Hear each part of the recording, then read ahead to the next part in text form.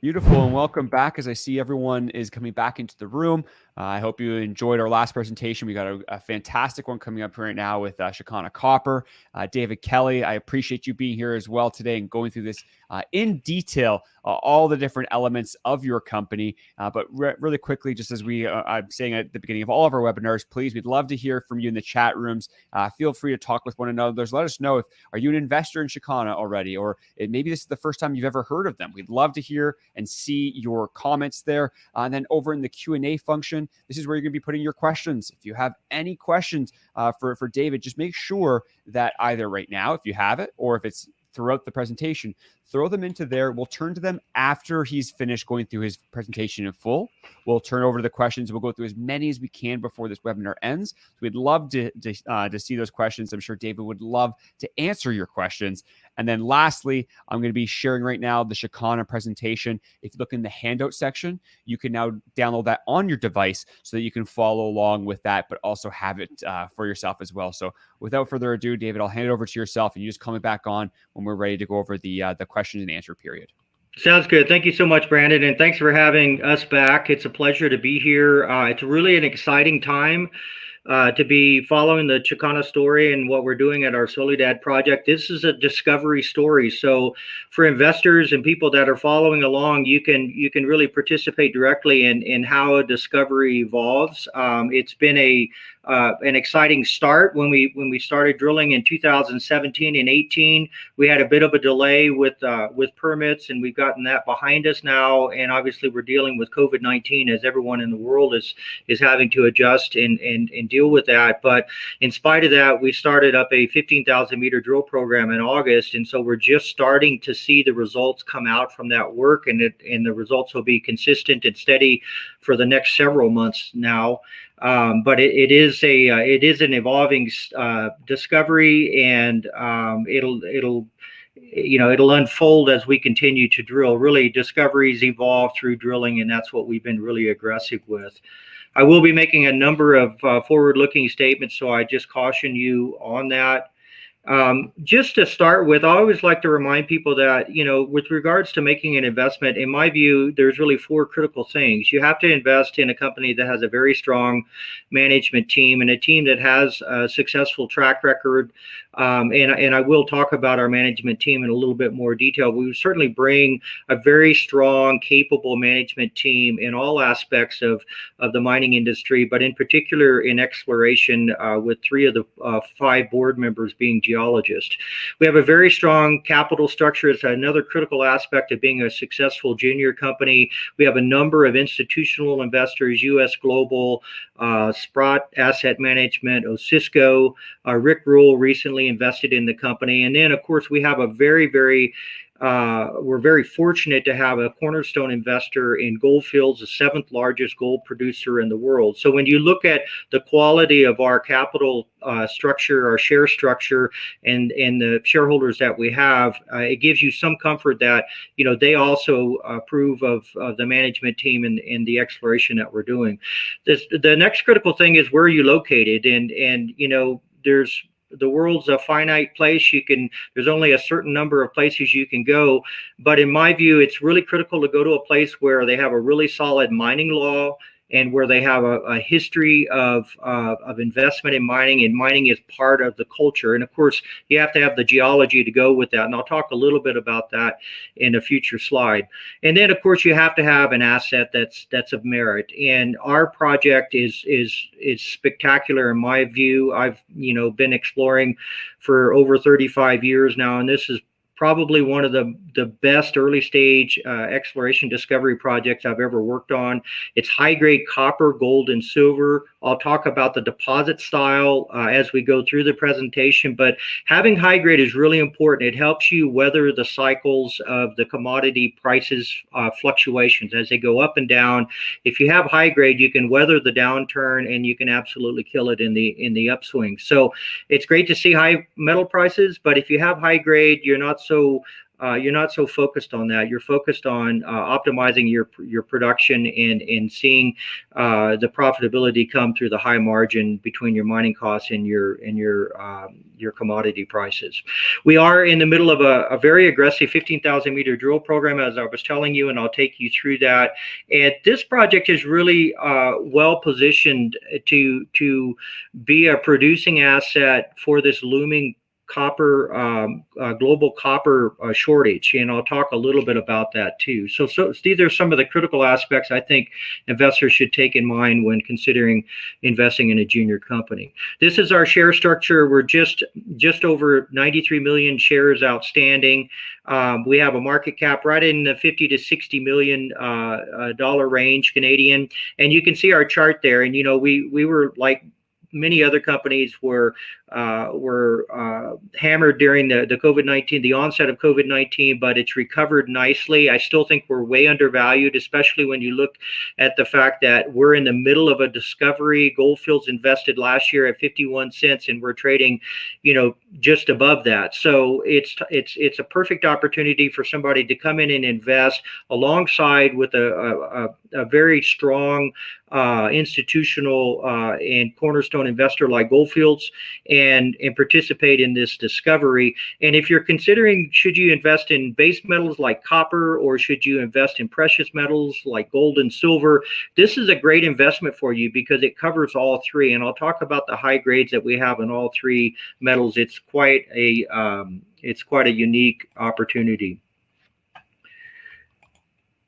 Now, our management team that I mentioned, 3 of the 5 directors are shown here, and we're all 3 geologists. Doug Kerwin's our chairman, more than 45 years of exploration, world-renowned expert in economic geology, but also in particular in these tourmaline Breccia pipes, which is the deposit type that we're exploring and discovering at the Soledad project. John Black is a very successful economic geologist as well. He has a similar background to me with about 20 to 25 years spent working for major mining houses. John and I worked together at Western Mining Corporation.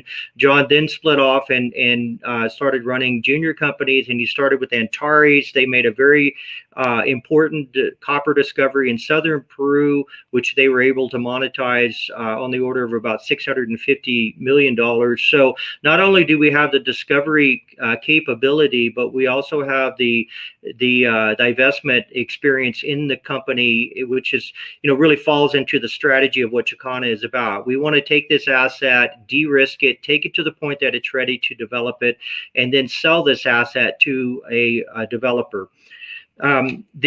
The rest of the board is shown there. We're very strong in corporate governance. We have a really excellent general manager in Peru, and Mario Chirinos, and the Peruvian team has proven their worth in being able to execute this drill program right through COVID-19. And I couldn't say enough about how proud I am of our Peruvian team right now. The location of our project is shown here. It's just north of central Peru. It's within the Ancash province, which in my view is one of the premier mining provinces in all of Peru. You can see the mineral belts shown in the map there on the right. We're in the Miocene mineral belt. It's a particularly well-endowed mineral province. I think Peru has one of the highest mineral densities of any place on the planet, in my experience. The Antamina mine, which is the largest mine in Peru, is just 65 kilometers to the east, and the Pierina mine, operated by Barrick, is just 35 kilometers to the north.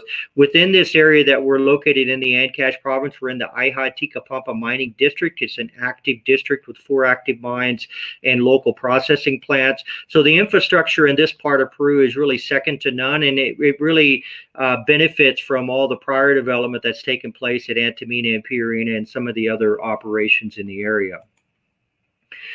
Now, Peru is an up-and-coming player on the global scale. It's now number 2 in terms of global copper production, and it's increasing. So this will just strengthen with time. It's also the number 1 gold producer in Latin America. And importantly, I think it's to point out that it's the 5th largest global exploration investment country after Canada, US, Australia, and Chile. And that's a really significant statement about the world's confidence in Peru as a mining destination.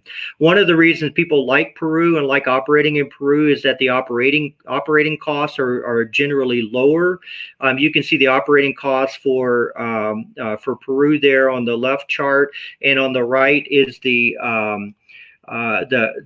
electricity or the energy costs, and that's a large reason why the operating costs are so much lower in Peru than other countries. And a lot of this benefits from the fact that they have abundant hydroelectric energy in the country. Now, one of the reasons we're so excited about copper and wanted to explore for copper in the first place was the fact that there's a looming supply gap. Both of the graphs on the right show the same thing. They're different sources, but they essentially come to the same conclusion, and that's that we're coming into the time of a supply gap, in part due to declining production. Many of the operating mines in the world are the head grades are dropping. Mines are running out of ore and they're closing. And combined with this, there's been a lack of investment in finding new copper deposits globally. And this has been a problem that's been going on for decades now. There's been an underinvestment in exploration. And so the consequence of that is that your pipeline dries up and you don't have a large number of quality projects to come in and fill that production gap.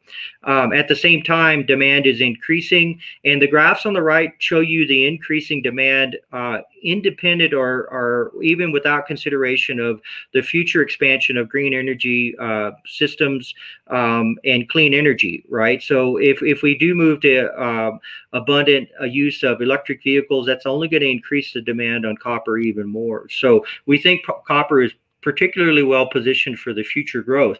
Now, at the same time, we've seen that we've entered into a bull market in precious metals. We have excellent prices for gold and for silver, and we have very high gold and silver in this deposit, in addition to very high copper. So it's a way to participate in both commodity groups in a project that's rapidly advancing through a discovery.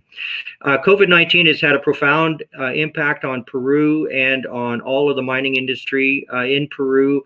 The Peruvian government did everything they could initially to control the spread of the virus with a very heavy lockdown, mandatory quarantine, and state of emergency that was declared March 15th. But eventually the virus did spread, and it's been particularly bad in many of the Andean communities and also in the larger cities. At the same time, the Peruvian government recognized that it was critical for mining to restart because it's one of the key drivers, the key economic drivers to get people back on their feet again. And so they began opening up the larger mines, the mid-sized mines, the smaller mines, and allowing exploration to restart. We benefited from that initiative by the government, and we're able to restart our exploration program. And during COVID-19, we also got a very critical final permit approval that allowed us to explore in a new area, and that's where we're drilling today, and I'll be talking about that. It's a very exciting part of the property that's never been drilled by us before.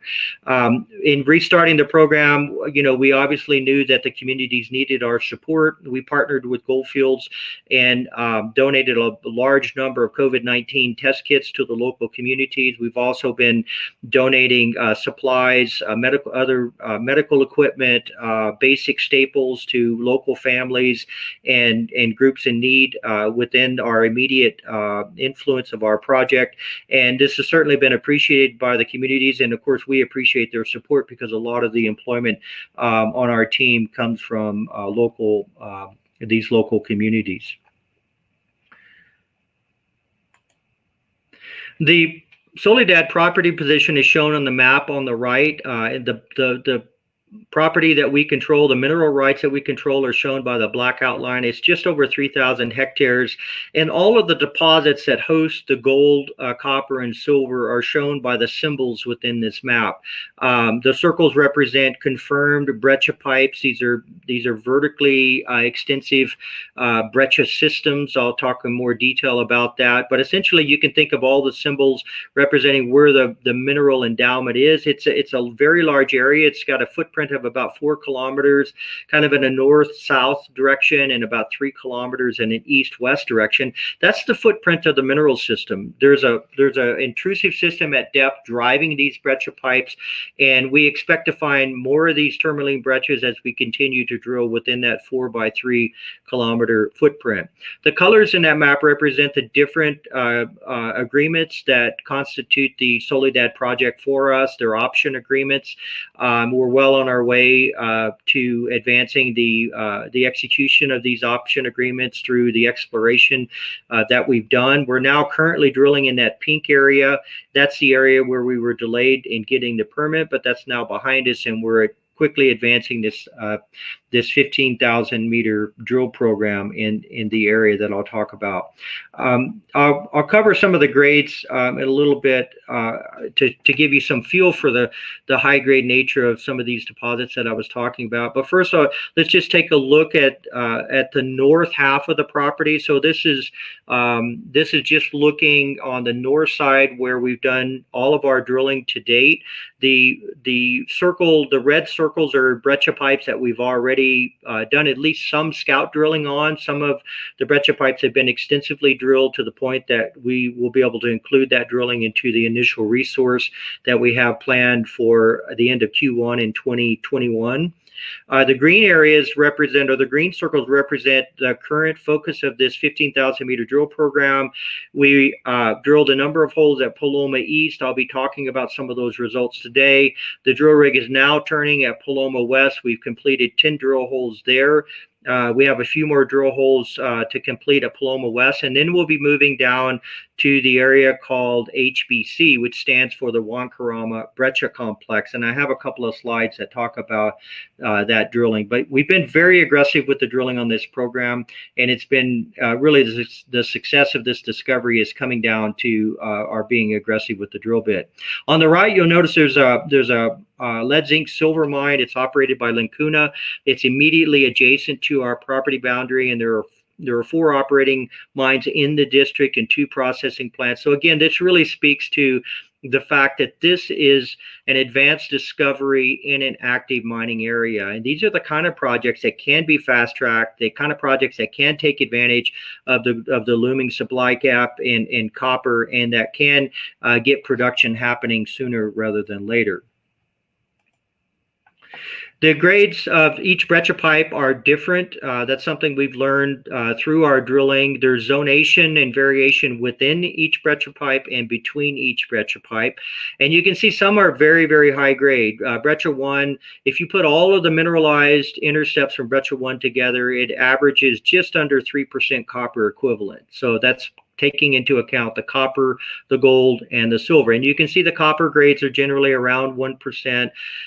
Gold grades are anywhere from 1 to 4 grams, with some really spectacular outliers. We've already hit 42 grams of gold in Breccia 1 in our drilling, on a 1 meter interval basis. Silver, again, 60 to 70 grams is not uncommon at all. And that's a nice additional contribution to the overall metal value or the rock value based on all 3 metals. Breccia pipe 5, some very nice grades again, plus 1 to 2 grams gold, 0.5 to 0.7 copper. It's a little bit lower grade in copper, but again has a nice credit from silver. And you see Breccia 6 and 7. What stands out to me in these is that they're very silver rich. We've hit 5 kilograms of silver in Breccia 6, and Breccia 7 we've only had 4 holes completed so far, just scout drilling. It's mineralized. It needs to be drilled out. But again, you can see some nice elevated silver grades. So it's nice to to have these metal variations happening to give you these high grades in all three metals. This is what the Breccia pipes look like on the left after they've had a lot of drilling, and you can really with confidence show or study the shape or the geometry of the breccia. And one of the really important things about Breccia 1 is you can see the main zone there crops out its surface. There's a trace of the surface on the very top of the main zone. And we initially set up the drill rig there, and we were drilling around trying to define the shape of the main zone.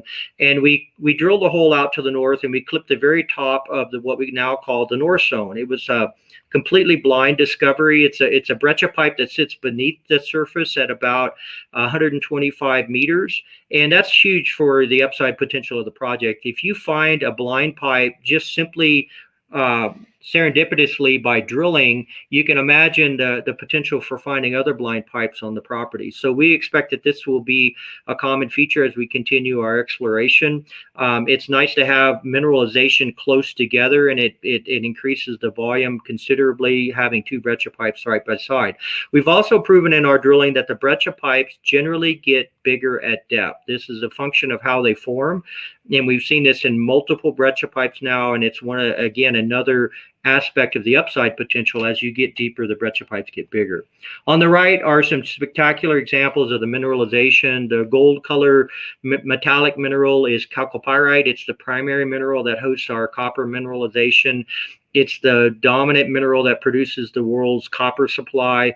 And with this, we see other minerals like pyrite, some intermediate sulfidation minerals that bring in a lot of silver.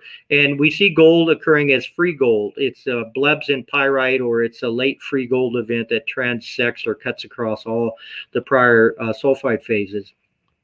There's two basic textures or basic types of mineralization. We get sulfides that cement the breccia, and breccia is simply a rock that's made up of fragments of other rocks. It's just a broken rock, if you will. And you can see all the fragments in this piece here, but the matrix, or in between those fragments, it's cemented by sulfides. And on the right, a different style of mineralization. It's complete copper replacement of the rock.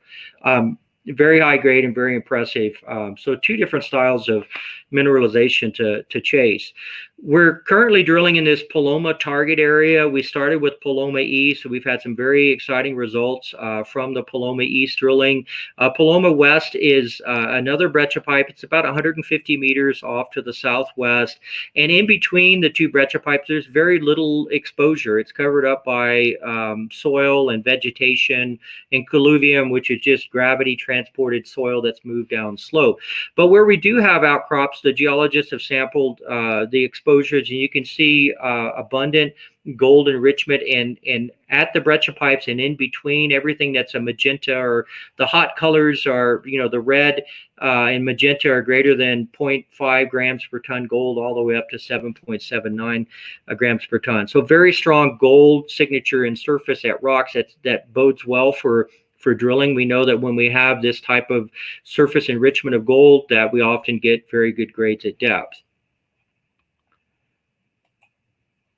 So to just take you through what we go through as exploration geologists, you have these surface exposures, you've done all your detailed mapping, we've done geophysics, we've done soil geochemistry, and we then design our drill program. And initially, we really have nothing to go on. We don't know what's happening in the subsurface.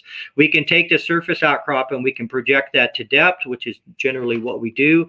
In this case, Paloma East was a relatively small Breccia pipe. It had a diameter at surface of about 25 meters. So we simply project that 25-meter cylinder at depth. But once we started drilling, we realized, and again, I mentioned this, that the Breccia pipes get bigger at depth. And here's a great example of that. Within 150 meters from surface, the Breccia pipe diameter has gone from 25 meters to 50 meters. That's a quadrupling of the volume of the shape. If you take a cylinder and double the diameter, you quadrupled the volume. So it's very significant in terms of the ability to add tons as you continue drilling.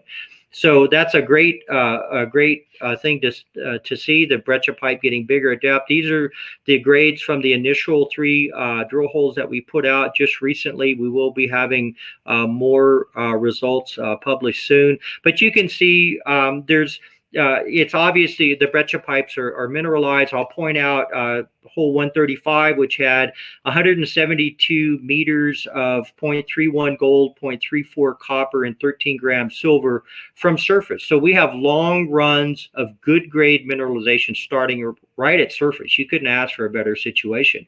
Now within that, we have some zones of very high grade. There's 15 meters of 2% copper, 2.1% copper in that same drill hole. And hole 134, we had 16 meters of 0.93 copper, again with some gold and silver, and up above 15.7 meters of 0.89 copper, again with gold and silver. So we've answered two of the critical questions. Is it mineralized? Yes. Does it have high grade? Yes. Because we know if we find high grade, we can follow it. It's a matter of getting beneath it and following. They're essentially fluid pathways. The mineralization results from a hydrothermal fluid that's come up and flowed through the broken rocks, the breccia, and we can follow those pathways at depth. So this is a great initial scout drilling result here. Combined with the fact that the breccia is getting bigger, it's all that much better. So just some rock pictures for people that appreciate what strong mineralization looks like. This is really spectacular. Breccia textures with abundant sulfides. At surface, it's oxidized. This is often where we get really good gold grades, often in the 1 to 2 to 4 grams grade gold in the oxidized top of the breccia pipes. So as we started developing our concepts and ideas, we had this initial surface outcrop about 25 meters diameter. Then the outer ring there shows what we thought was the shape of the breccia at depth. Blossoming to this, diameter of about 50 meters. And then we drilled a hole to the southwest towards Paloma West. And we expected to exit breccia at about 170 meters depth. But what we found when we got to that depth, we were still in breccia. So we kept drilling and we kept drilling and we kept drilling. We didn't get out of breccia until 627 meters depth, which below surface, that's about 530 meters below the top of Paloma West. So a really, really spectacular drill hole, expanding the footprint of the breccia. Now within that, we've got to find, again, the zones of mineralization, understand those zones and understand those controls. But an initial drill hole like this in a scout drilling program is really a spectacular result. Now, I want to take you to the Huancarama Breccia complex, which is where we'll go after we finish drilling at Paloma West. And I just go back to this diagram. It's down the hill. It's very close. It's about 250 meters away, just slightly downhill. And what has us really excited about Huancarama is it has 5 principal breccias exposed at surface. The one on the right is the largest. It has a surface diameter of about 60 meters to start with. And our view is that this is either like the fingers on a hand, and that you've got 5 breccias, and at depth they coalesce into one large breccia body, perhaps like what we're seeing at Paloma, or it's one large breccia body at surface and we just don't have the surface exposure. You can see between the two, between the breccia exposures, there's very little outcrop in this area. So this has the biggest footprint of breccia we've seen at surface anywhere on the property, and that's one of the reasons we're so excited. Again, multiple multi-gram gold samples collected right at surface, and in these 2 adits, there's a very small adit on HBX2 and a much larger, longer adit. These are historic adits from dating back into the 40s and 50s when small-scale mining was taking place here. Again, we've never put a drill hole in at Huancarama yet, so we're excited to do so. A few more rock pictures, really spectacular examples of what we are seeing in terms of copper mineralization. This is late stage copper mineralization. And we've seen this in multiple breccia pipes. As we go deeper, the copper mineralization tends to get more pervasive and more intense in these zones. And you can see a good example of that in Breccia 5 at 417 meters depth. We had really good copper mineralization primarily within the matrix of the breccia. But as we go deeper, the entire rock gets taken out by the copper fluid. So again, very high grades and very impressive in terms of the intensity of mineralization, which is what you look for. Now, the two core boxes beneath this are some spectacular examples of mineralization outside the breccia pipes. And I can't emphasize how important that is for the upside. We focus all of our attention on what's inside the breccia pipes and produce some really spectacular results. Every now and then we let a drill hole run. That's how we found the blind pipe at Breccia 1. And also sometimes we find mineralization that's not in breccia. It's between breccia pipes or it's just outside the breccia pipe. And it can also be very spectacular in terms of its grade. There's the core box on the right. You can even see zones of massive sulfide. 5.5 meters of 4.6 grams gold, 5.3% copper with 275 grams silver. I mean, that is really, really spectacular. So this is another one of the upside potential aspects of the project that we will explore. Right now, we're focused on these breccia pipes because we have greater control and confidence in being able to drill and stay in mineralization and reach this resource estimate that we are working towards. But this potential is really profound on the property. We do see some very interesting veins on the project, and this tells you more about what the intrusive system at depth might be like. Some people predict that there's a porphyry system, a big, large mineralized intrusion that sits beneath these breccia pipes. Other people, including our chairman, Doug Kerwin, does not think that this is a porphyry-related system. I do, but that's not the focus of our exploration. Our focus is to get a resource out on the breccia pipes. They're high grade, they're numerous, they're vertically extensive, they get bigger at depth, and we know we can continue to follow these breccia pipes. We've never seen the bottom of a breccia pipe yet, so that's huge for the upside potential. Mining is something you always need to start thinking about early on in a project like this. Again, we're in the discovery stage, and you're starting to think, how would these breccia pipes be mined? We've had a number of mining engineers weigh in on the project. They're all very optimistic and excited about what these breccia pipes present in terms of mining optionality. They all sit on a hill slope that drops down from about 4,500 meters down to about 3,900 meters. So there's good relief on the mountainside where these breccia pipes are, and that's excellent from a mining standpoint, because that means that you can drift in, you can drive tunnels at various elevations on the mountainside and directly access these breccia pipes. And given the proximity and close space nature of these breccia pipes, you can intersect multiple breccia pipes on a single drive. So that's huge for being able to develop underground exploration to extend the depth extent of the breccia pipes initially. But from a mining standpoint, it means that you can mine multiple breccia pipes at the same time, or even multiple levels within a breccia pipe. And that gives you great optionality in terms of increasing production. The mining method that's seems to be unanimously preferred by the underground mining people that we've had look at this is sub-level mining with long hole stoping. Very traditional mining technique that's used in throughout the world, and in particular, a lot of the mines in Peru are mined by this method. So it's nothing new. There's nothing fancy or complicated here about the mining. So just to wrap up, I'd like to get Brandon back on in a little bit to talk, to bring in your questions. But I just want to reemphasize, this is a great time to get exposure to not only copper, but also gold and silver. We estimate now with the increase in gold and silver prices recently that about 70% of the value in the drilling we've done to date sits in gold and silver, even though we have copper grades that are 0.5%, 1%, up to 2% in places. So it's really great diversification from an investment. You're investing in a team that has a proven track record, not only in discovery but also in divesting discoveries for the benefit of the shareholders. And you're investing at a time when companies like Gold Fields are very excited about the project, and very solid institutional investors. So it should give you some confidence that this discovery is of merit. The upside potential is enormous, and we've got the team in place. In spite of COVID-19, we're operating this drill program and producing really, really solid results. So it's a very exciting time for us, and I'd be happy to take your questions and bring Brandon back in. Absolutely. David, I appreciate that very much, my good man. Lots of detail going through that, so I appreciate it. Yeah.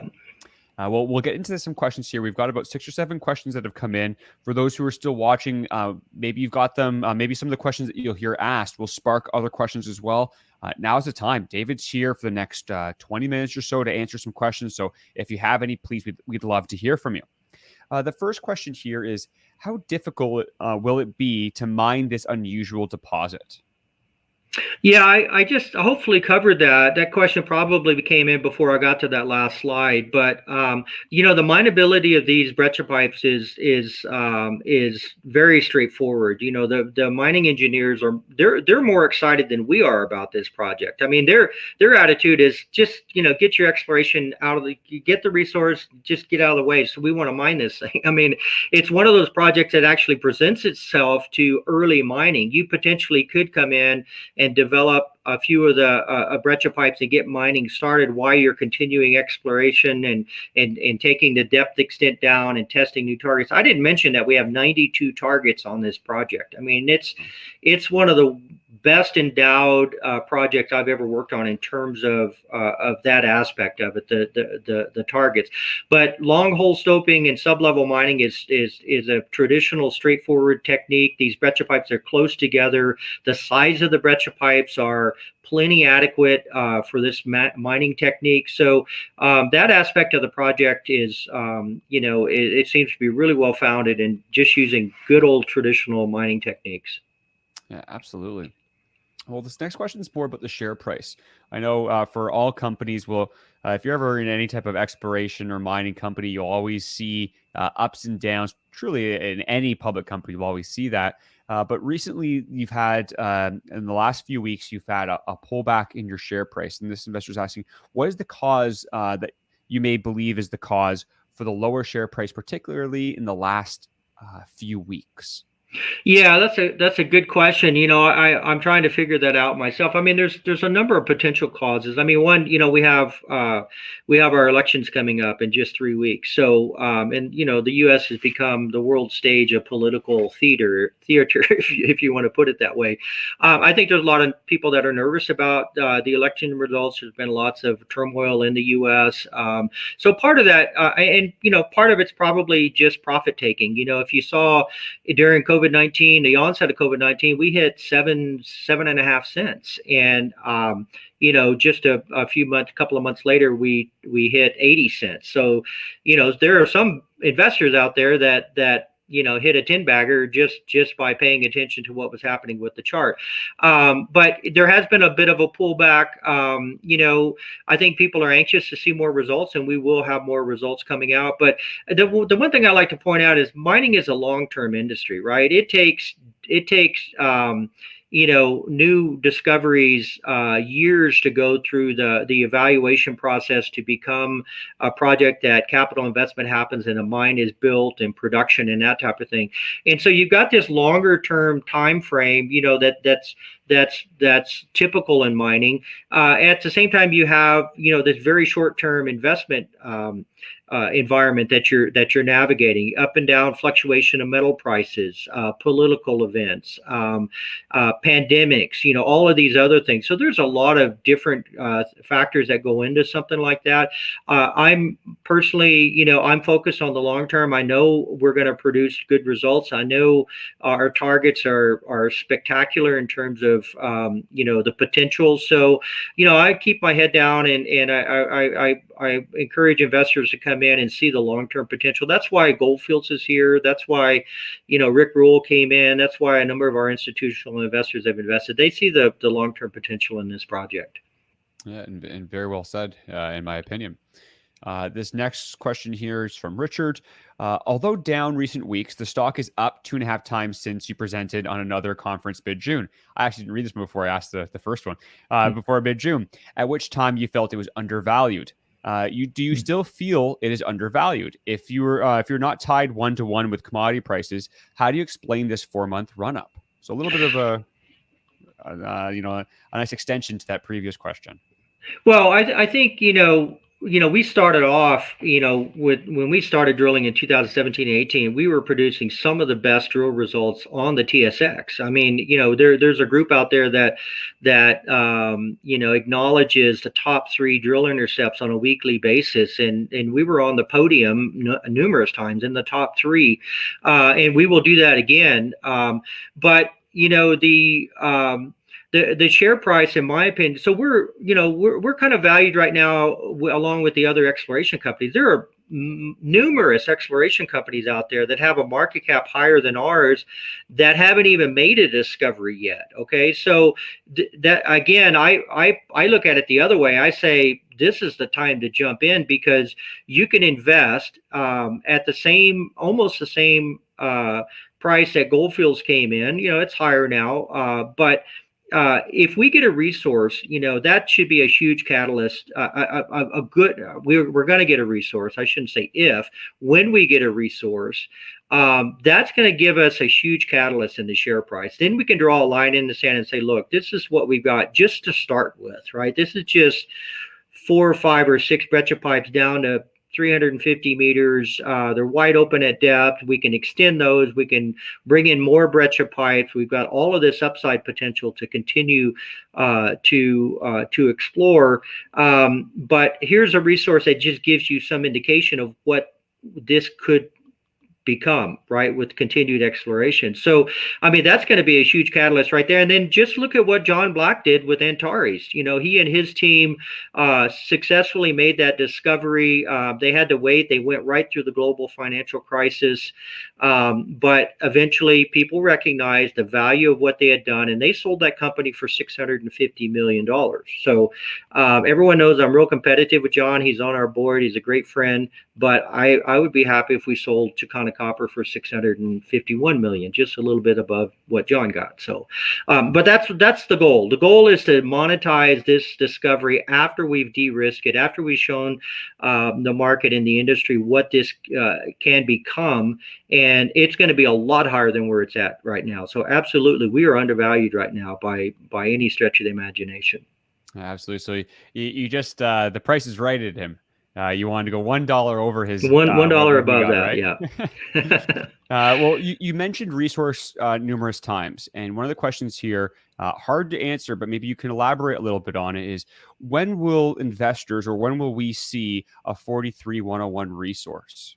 Yeah, that's critical to our path in developing the project, and we're working towards that now. That's what this drilling program is all about. The 15,000 meters. The way we do the drilling program is we start off with what's called scout drilling. It's just 6 or 8 or 10 drill holes in a target, and you're answering those 3 questions. Is it mineralized? Is there indication of high grade?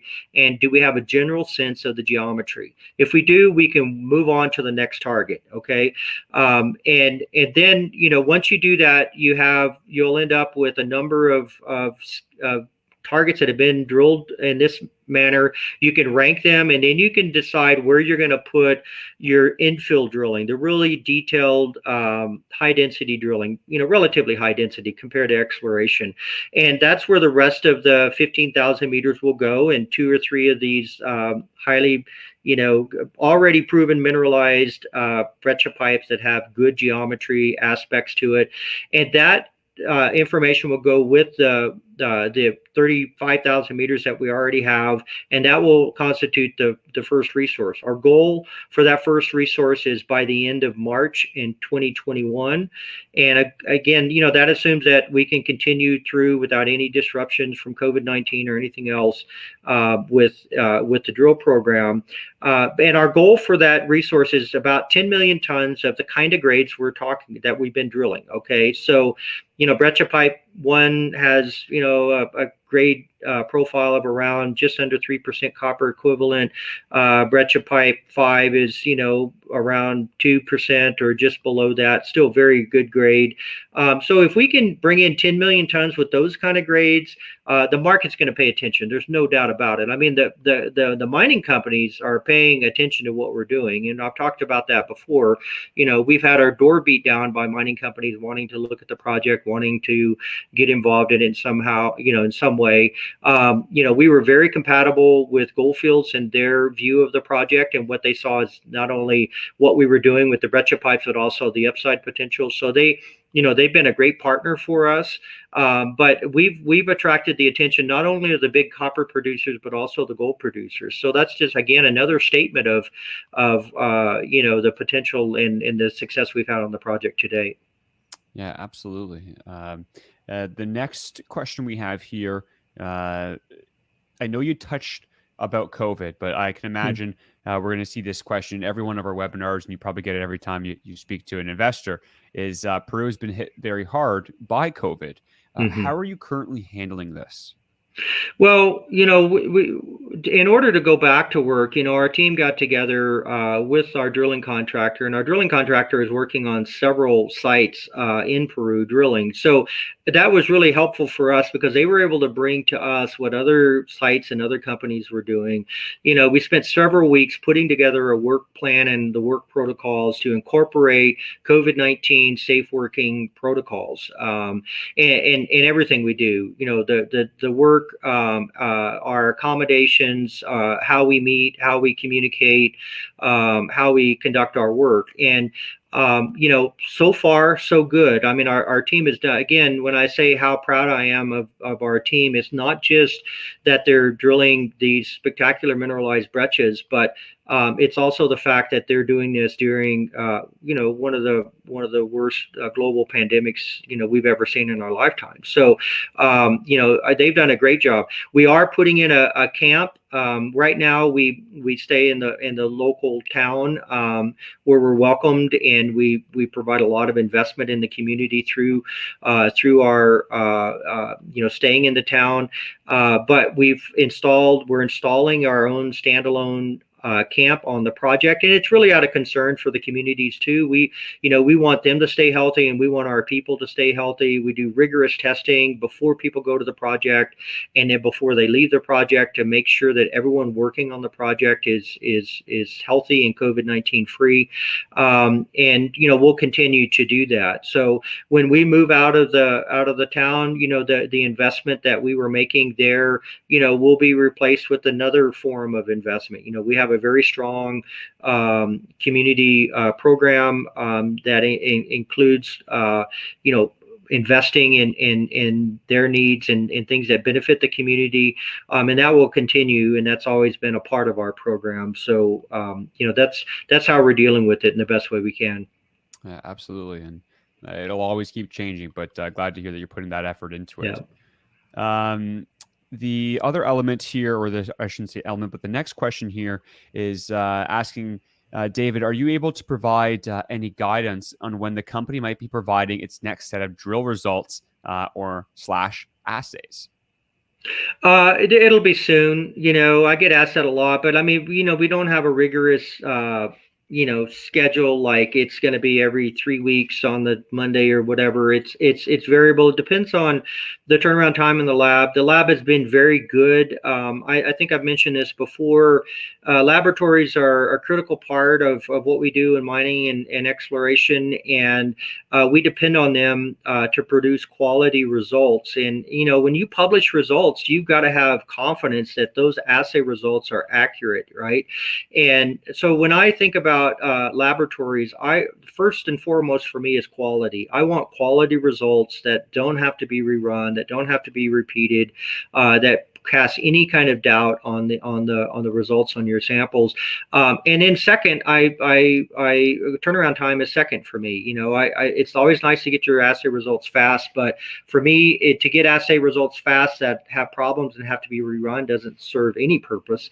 It just wastes time. So, we work with the lab to create the best sample flow through the lab to get the turnaround time, the results turned around quickly. So all I can say is that it'll be frequent, and it'll be steady over the next several months. So obviously we can't tell people when the day of we're going to put our results out, but they will be frequent, and they will continue, and they will be consistent.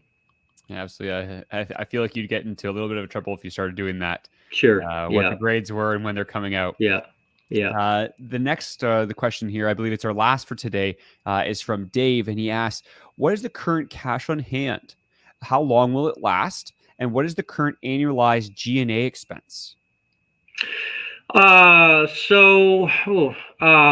don't always think of it in terms of cash on hand. We're right at about 5.6 million Canadian, and so that's still really healthy. It's plenty of cash to get through this 15,000 meter drill program, and the resource estimate that we're talking about, and a number of other initiatives that we have going. So we're really strong from a cash position on hand. And again, we have to thank Gold Fields for making that $8 million investment in 2019. That's where this amount of cash comes from.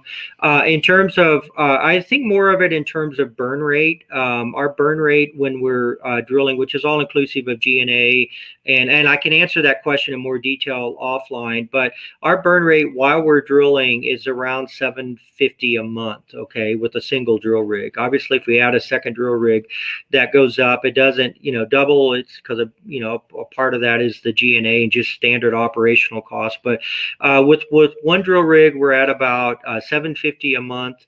And with two rigs, we go up to about $1 million a month. And we will go to two drill rigs. Once we get the scout drilling done and we know how much infill drilling we have to complete, then we will bring in a second drill rig to expedite those results, to bring them forward so that we can try to stay on track with this timeline for getting the resource estimate out, so we can somewhat control the speed that we the results are produced. But yeah, those are the basic numbers. Absolutely. And forgive me, I inadvertently lied, because as you were speaking, another question did come through, and we have got a few minutes here, so Sure. I figure why not ask it. The question is, how has the company has the company encountered any evidence of biotite / potassic alteration in any of the deepest drill holes that have been drilled to date? Yeah, I love questions like this because I'm a geologist, as you know, Brandon. But and Joanne always worries that I'm going to get too far off topic. So this is an introduction to go in that direction, right? So this is great. What he's talking about is potassic alteration. So magmatic hydrothermal ore systems are like gigantic heat engines, okay? And they're super hot because you have a molten rock that's driving the process. And as you get further away, the temperature decreases, right? So actually things are driven away. It's a convection process that moves the mineralizing fluids away.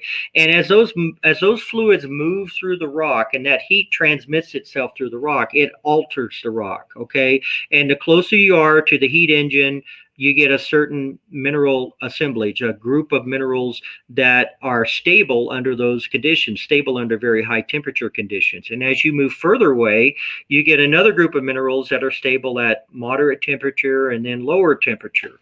And we see two of the mineral assemblages at Soledad. We see the low temperature, what we call propylitic alteration. It's chlorite. Sometimes we see actinolite, sometimes we see carbonate, we see magnetite, very common in that outer assemblage. That's what we see outside the breccia pipes. Inside the breccia pipes, we see sericitic alteration. Sometimes it's called phyllic, quartz, sericite, and pyrite. And we see abundant quartz, sericite, and pyrite in these breccia pipes. In fact, we've never seen potassic alteration. But we know as we go deeper and we get hotter in these breccia pipes and closer to that heat source, that we should transition into this higher temperature alteration. It's one of the reasons that I keep saying we've never seen the bottom of a breccia pipe yet, because we've never seen that alteration. We should, as we go deeper, we will see that. But that gives me confidence that these breccia pipes are still wide open for a considerable depth extent, because we've never seen that highest temperature alteration. So it's a good question. It speaks to the zonation that we expect to see and we use in our model, our exploration model. We haven't seen it yet, but we certainly keep a close eye out on it. Absolutely. And I'm going to give you one more opportunity as well for a question here. This is going to be for, Basics 101. I know you were talking about Breccia pipes throughout the entire time. I know we've had a really good conversation in our interviews in the past, but for anyone who's watching this right now, they're like, wow, that's a really cool explanation, but what's a Breccia pipe? We've got a few minutes. Can you do that in 2 minutes? I believe you can. Absolutely, yeah. So a breccia pipe, we talked about what breccia is. It's a broken rock, okay? It's a fragmental rock, and a breccia pipe just simply means that the breccia body you're talking about has a pipe-like shape, okay? It's very common in kimberlite diamond deposits. The kimberlite pipes are similar to what we have, formed from a totally different geologic environment, and their breccia pipes tend to be outward flaring because many of the kimberlite pipes erupted at surface. Our breccia pipes did not reach the surface when they formed, okay?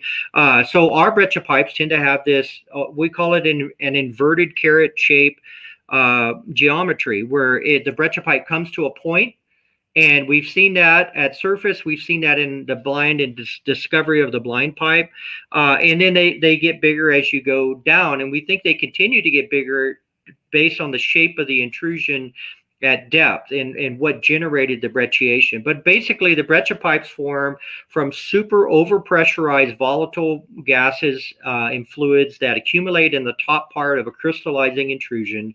Those high-pressured vapors and gases and fluids are held in check because there's a thick column of rock above it.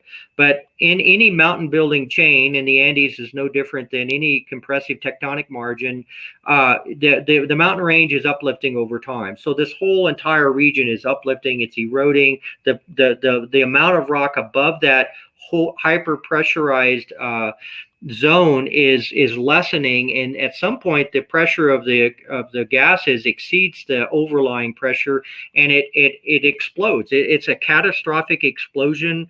And it rips up the column of rock above that zone to the point that it loses energy and it can't break the rock anymore. And that's what creates this pipe-like body. It's just fragments of rock. The rock actually does move down. We've got evidence to suggest that the clasts have transported down, and there's abundant open space in between those fragments. Initially, it's just these clasts laying against each other with nothing in between, and that's where the hydrothermal fluids come in, and they invade that void space. They precipitate sulfides in those void spaces, and in these intense cases of mineralization, they can even replace the clasts, and those are the two types of textures that I talked about. Beautiful. Well, I appreciate putting those both together. So if anyone's watching throughout the whole thing and they had any question in their minds, we got a very quick re-overview of it all as well. So very much appreciate this. David, thank you very much for going through all of this, for answering everyone's questions here. For those who are in the webinar right now, we will be moving on to our next company in just a few moments here. But very quickly, just to end off, David, if you were to point them either to an email, to a website, where would you like to direct investors if they want to continue to learn more about your company? Yeah, just go to chakanacopper.com, and you can sign up on our webpage there to receive information. Joanne manages that, and we do get a lot of information out on what we're, not only the exploration results, but also where you can find us and what venues we'll be participating in. And as you know, we're doing a lot with you guys to get the story out. I realize it is a technical story, and it does require some explanation. And I've been working with John to develop a really excellent technical podcast that I hope will really answer a lot of the technical questions that people have from the standpoint of somebody that doesn't have a technical background. So I look forward to getting feedback on that, and look forward to investors reaching out to us and continue with the questions, because they're great questions, and I'm more than happy to answer them. Absolutely. Well, my good man, I appreciate it very much. And I hope you enjoyed the rest of your day as I end the webinar and send us off to the next one. Thank you very much for presenting today. Thank you, Brandon. Really appreciate it. Have a great day.